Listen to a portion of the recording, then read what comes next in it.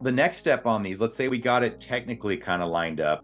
If I was in this situation, we might actually take some sample data and say, okay, well, what if this was the number? And we just look at that one application and we test it out. And we're like, okay, well, oh my gosh, there's like 500 data elements here. This is overwhelming.